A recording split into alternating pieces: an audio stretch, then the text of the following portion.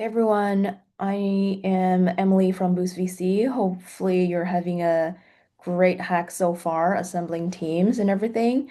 In this quick video, I'm going to cover four things, including a quick introduction of Boost VC and myself, why we're excited to partner with Michael for this 30-day worldwide hack, and four main investment thesis we're looking for if you're interested in participating in a 50K investment prize, and a little bit more context on the 50K fellowship itself in case you are interested in applying for the investment after the hack as well. And so let's jump right in. So Boost VC, we're a Silicon Valley based deep tech fund focusing primarily on the pre-seed and seed stage. So we write checks on average 50K up to a million, and we have overall 300 million asset under management. And the fund was started 12 years ago. We're probably one of the most active deep tech fund out there with a average deployment frequency of one check a week. And so we really pride ourselves in being the first check, working with some of the most ambitious people solving the world's hardest problems. And so, in terms of sectors, we look at robotics, aerospace, climate, defense, bio, generally speaking, things that touches the physical world, leveraging the power of AI and compute. And some of our notable investments include Coinbase, Radiant Nuclear, so portable nuclear generator for aerospace and defense applications, Colossal Biosciences, which recently brought back the dire wolf, and K2 Space as well. And we have also flying boats and jetpack suits in our portfolio. And nothing is too crazy or too early for us. We would love to brainstorm with you as well as invest in you once you have a prototype and an MVP. And a little bit more about myself. I come from a robotics background prior to joining Boost. I've been building robots and automation systems my entire career since high school. And throughout my earlier career, I've built automation systems at different scales and stages and sizes in industries such as additive manufacturing, food and bev, and spent a few years at Amazon Robotics, expanding their warehouse logistics automation to Europe and APAC. Love seeing the transformation technology can bring to traditional industries. I'm sitting at the intersection of engineering and business at Boost. I'm very passionate about helping founders to get their ideas from zero to one and going from engineering product MVP to commercialization. So we're excited to support this hardware hackathon. So as we all know, hardware is very capital intensive and therefore extremely underfunded. So even after a big rebound year, deep tech still captures only 20% of global VC dollar, and fewer than one in four hardware startups actually successfully raise a second round.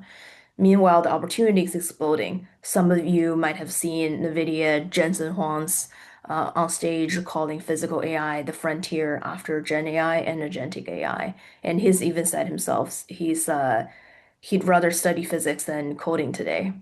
And so if we look back into history, internet to software is what AI is going to be for the physical world now. While traditional enterprise software may have a 2 to 4 trillion global TAM, the automotive industry alone is now approaching 4 trillion by the end of this year. So we're truly in the middle of this fifth industrial revolution. If you live in San Francisco, you can see self-driving cars everywhere. In the battlefield, there are combat drones redefining what defense looks like. The AI systems now in hospitals are scanning MRIs and CTs with superhuman accuracy. And so the opportunity is everywhere. And intelligence now is really becoming a commodity service with the cost of AI and compute coming down each day. The bottleneck has now shifted to transforming the physical world. The future is truly being built as we speak, and then we couldn't be more excited to co-host this 30-day worldwide AI hardware hack with Michael and Studio 45. And topic number three, what are the ideas we want to see you build during the hack? So let me share four exciting categories we're particularly interested in right now based on trends we're observing and also recent investments we've done as a firm.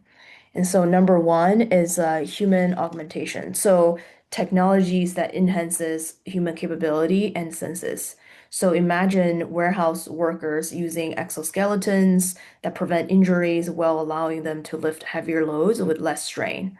Or picture first responders wearing devices that protect them in hostile environment while providing critical information in real time. And we're also seeing tremendous innovation in warehouse devices beyond just smart watches, advanced smart glasses that overlay information on your visual field, for example, or smart fabrics embedded with sensors that monitor your health, and garments that adapt to environmental conditions are all great examples. And these technologies aren't just convenient, they're fundamentally going to expand what humans can perceive and accomplish. And category number two is the third device at home. Creating new physical interfaces for AI beyond computer and phones. So the numbers here tell the story. Consumer robotics revenue is projected to triple from 13 billion in 2025 to over 40 billion by 2030.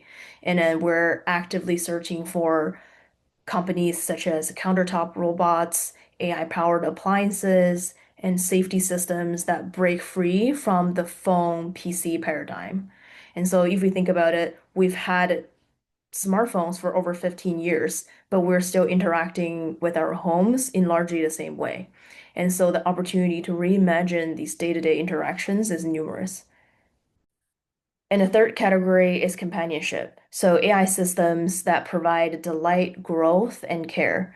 As a fund, we recently invested in Magical Toys, which is an AI-enabled toy company for children aged 2 to 5. So what's fascinating about this company is that these are not just educational tools for the children, they serve as a bridge between kids and parents. So creating this new opportunity for connection.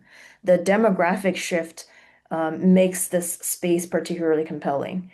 And by 2050, on the elderly side, our world will include roughly 2.1 billion people over the age of 60, so doubling the number today. And so this creates a massive demand for care robots, for example, social companions, and adaptive learning tools that can help people age in place with dignity and joy. And last but not least, number four is bioautomation. So systems that accelerate scientific discovery. The bottleneck for everything from mRNA vaccines to cultured meat today isn't computational power anymore. It's wet lab throughput. So with increasing industry demand, the lab automation market is projected to reach 11.6 billion by 2030. And the impact is already very visible. A single Opentron device, which is this bio automation machine right now, can run 2,000 PCR reactions daily, which is work that would have otherwise required three full-time technicians now. And cloud labs are also executing drug discovery cycles 24/7 without human intervention. So these aren't just incremental improvements, they're transformational shifts in how we conduct science. So overall, across these four categories, we really want to see you solve critical problems that pushes the boundary of human capability. We're looking for founders who understand that physical world is where the next wave of transformative innovation will occur. And as you develop your idea, I would also encourage you to remember to be creative and have fun. And the software and machines are a reflection of their makers. So I would ask yourself what parts of your vision and value do you want the world to remember you by in addition to the technology. In topic number four, I want to share a little bit more about our 50K fellowship program as a whole. So the impetus of this program was behind finding first-time founders who are in the earlier stages of their idea discovery. So who does that typically look like? It could be a 18-year-old biohacking in their basement or a big tech employee really trying to build a side hustle and looking for that additional VC validation early on or a PhD trapped inside the academic lab, really desperate, trying to spin out their technology and building something big towards making impact in the world. And then so in terms of the terms, we're writing 50K checks through a safe note for 1.5 million cap. And so our existing 50K founders in our portfolio, some of them had later gone on to raise a full pre-seed from us and then from our investor partners in our network. So within or outside of this hack itself, if you are looking for some additional cash to get yourself off your friends or family's couch to build towards your vision, uh, Tom, come and talk to us at any time. I'll also send Michael the link of application so you can access it anytime. And with that, this wraps up my intro. And hopefully you have a great hack. Best of luck, and I can't wait to see what you build. And hopefully I get to meet some of you next week in San Francisco.